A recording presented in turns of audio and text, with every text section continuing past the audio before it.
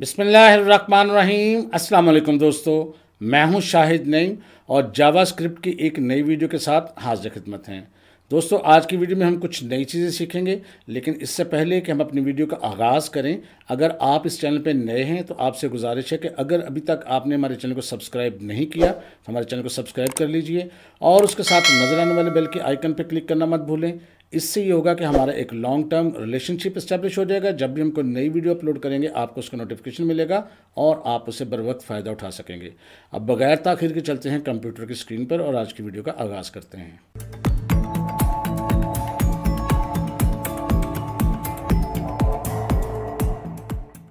तो दोस्तों, अब हम देखने वाले हैं कि जावास्क्रिप्ट के अंदर एरर हैंडलिंग कैसे होती है, यानी कि जब कोई एरर आता है तो उसको जावास्क्रिप्ट के अंदर कैसे हैंडल किया जा सकता है। तो हम देखते हैं एरर हैंडलिंग कैसे होती है in JavaScript. Try and catch are used for error handling. ये क्या करते हैं? These allows you to execute code and catch any error that might occur during execution. यानी जब आप कोई प्रोग्राम लिखते हैं उसकी एग्जीक्यूशन के दौरान, उसको चलाने के दौरान अगर कोई एरर आता है, कोई मिस्टेक आपकी सामने आती है, तो आपकी एरर की वजह से आपकी एग्जीक्यूशन रुक जाती है। लेकिन ट्राई एंड कैच क्या करता है? आपकी एग्जीक्यूशन को रोकने से बचाता है।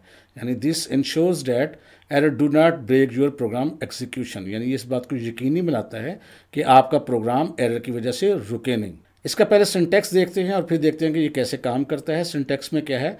पहले ट्राई है और उसके अंदर कोड जिस पर हमें अंदेशा होता है कि एरर आ सकता है या कौन सा एरर आएगा, उसको हमने चेक करना होता है उस कोड को, वो कोड उसके अंदर लिखते हैं।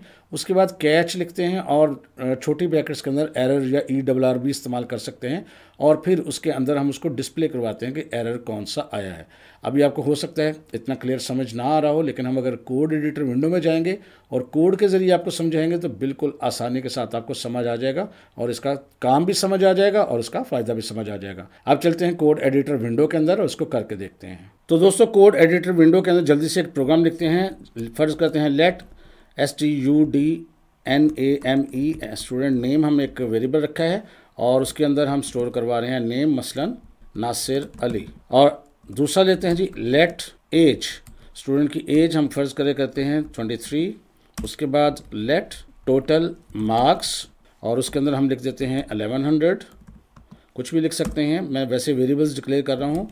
लेट ऑब्टेन्ड मार्क्स फ़र्ज़ करते हैं, मैं कह देता हूँ 495, जो मर्ज़ी आप लिख लें। और उसके बाद हम क्या करना चाहते हैं, यहाँ इनको हम करते हैं डिस्प्ले।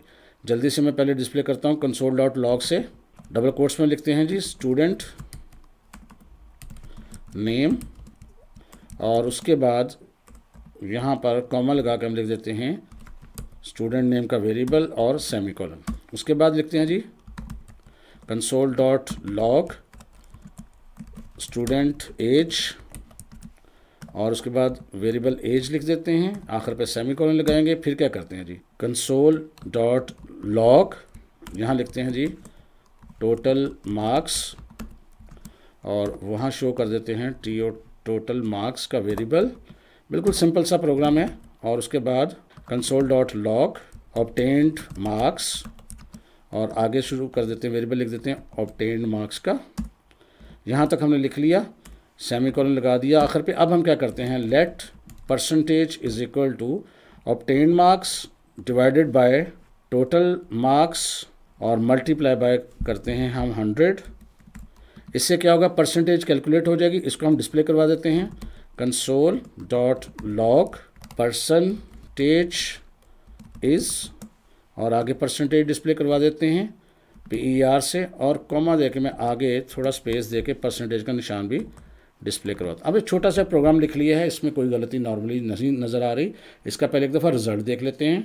तो ये देखिए रिजल्ट आपके सामने है। स्टूडेंट नेम लिखा है, आगे उसका बच्चे का नाम लिखा हुआ है, स्टूडेंट का एज लिखी हुई है, टोटल मार्क्स, ऑब्टेन्ड मार्क्स और परसेंटेज कैलकुलेट करके आपको उसने दिखा दी है। किसी किस्म का कोई एरर नहीं है।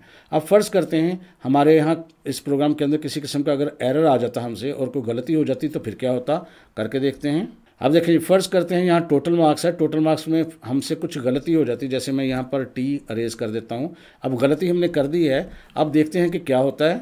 ये देखें उसने 2 वैल्यूज़ डिस्प्ले करवाई हैं, यानी नेम और एज, और फिर बाकी कुछ भी डिस्प्ले नहीं करवाया। ना उसने उसके मार्क्स डिस्प्ले करवाए हैं, ना ऑब्टेन मार्क्स डिस्प्ले करवाए हैं, और ना उसकी परसेंटेज डिस्प्ले करवाई है। हालांकि एरर सिर्फ एक लाइन पे है, जो लाइन नंबर 7 पे है, और बाकी जो कोड था हमारा वो बिल्कुल दुरुस्त था, उसमें किसी किस्म का कोई एरर नहीं था। लेकिन एरर आने की वजह से उसने क्या किया, वहीं पर प्रोग्राम की एग्जीक्यूशन को स्टॉप कर दिया और बाकी प्रोग्राम भी हमारा रन नहीं हुआ। एक दफ़ा दोबारा चेक कर लें। ये देखें, जो ही हम इसका वेरिएबल का नाम सही करते हैं, सेव करते हैं, रिजल्ट देखते हैं, तो ये देखें सारा का सारा प्रोग्राम बिल्कुल ठीक कर रहा है। लेकिन जहाँ पर एरर आया उसने अगला प्रोग्राम भी एग्जीक्यूशन उसकी नहीं की, उसको भी बंद कर दिया, हालांकि उसमें कोई एरर नहीं था। अब इसका सोल्यूशन क्या है, इसको देखते हैं। पहले मैं इसको दोबारा एक दफ़ा एरर कर रहा हूँ और आपको दिखा भी रहा हूँ जी इसी जगह पर। अब ये देखें एरर आ गया और उसकी एग्जीक्यूशन रुक गई है। अब हम क्या कर सकते हैं, जिस लाइन को या जिस कोड को हमने चेक करना हो उसको हम क्या करते हैं, ट्राई के अंदर लिखते हैं। तो यहाँ पर मैं लिखता हूँ इस तरह से ट्राई, और यहाँ करली ब्रैकेट के अंदर ये वाला कोड जो था जिसमें हमने एरर डाला है उसको मैं यहाँ से कट करके इसके अंदर पेस्ट कर रहा हूँ। यानी इसको हमने ट्राई करना है, चेक करना है कि इसमें एरर है या नहीं है तो किस किस्म का है। तो आप एक से ज़्यादा लाइनें भी लिख सकते हैं। हमने चूँकि छोटा सा एक प्रोग्राम है और उसको समझना है, तो हम चाहते हैं कि जब इसमें एरर आ जाए, हमें एरर का पता लग जाए, लेकिन बाकी प्रोग्राम की एग्जीक्यूशन स्टॉप ना हो।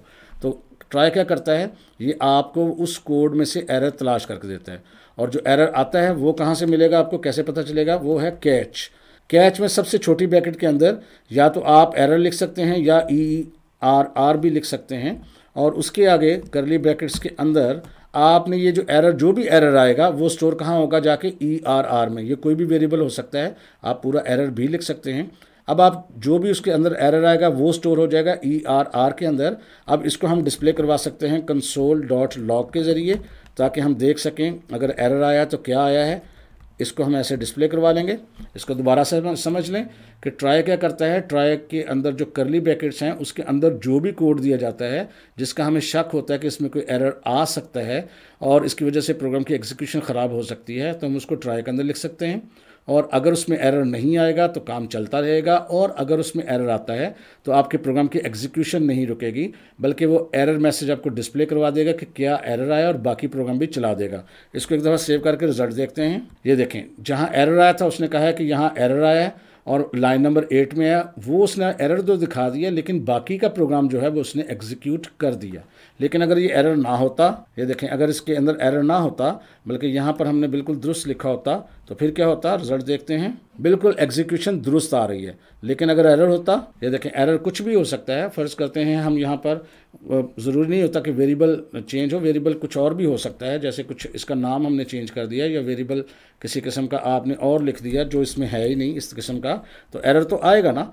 तो अब क्या होगा, आपको एरर दिखा के आगे प्रोग्राम की एग्जीक्यूशन जारी रखेगा। देखते हैं, ये देखें एरर उसने दिखा दिया, लेकिन बाकी प्रोग्राम की एग्जीक्यूशन जो है वो आपके पास जारी है। तो इस तरह जावास्क्रिप्ट के अंदर एरर हैंडलिंग होती है। और बाज़ प्रोग्रामिंग आप जब करते हैं, कॉम्प्लेक्स जो सिंटैक्स है वो लिखते हैं, कॉम्प्लेक्स कोड लिखते हैं, और अगर आपको अंदेशा हो कि इसमें कोई एरर आएगा तो बाकी प्रोग्राम मुतासर नहीं होना चाहिए, तो वो जो कोड है, चाहे वो 1 लाइन का हो, 10 लाइन का हो, 20 लाइन का है, वो आप ट्राई के अंदर लिख सकते हैं, और जो एरर आएगा वो कैच आपको फराहम कर देगा कि ये एरर आया, और बाकी प्रोग्राम आपका चलता रहेगा, प्रोग्राम आपका ब्रेक नहीं होगा। इसे हम कहते हैं जावास्क्रिप्ट के अंदर एरर हैंडलिंग करना। और मैं उम्मीद करता हूँ ये छोटी सी वीडियो आपको हेल्पफुल रही होगी और समझ आ गई होगी। वीडियो अच्छी लगी है तो इसको लाइक कीजिए और शेयर कीजिए। इंशाअल्लाह ताला दोबारा मुलाकात होगी कुछ नई चीज़ों के साथ। तब तक के लिए इजाज़त दीजिए। अल्लाह हाफिज़।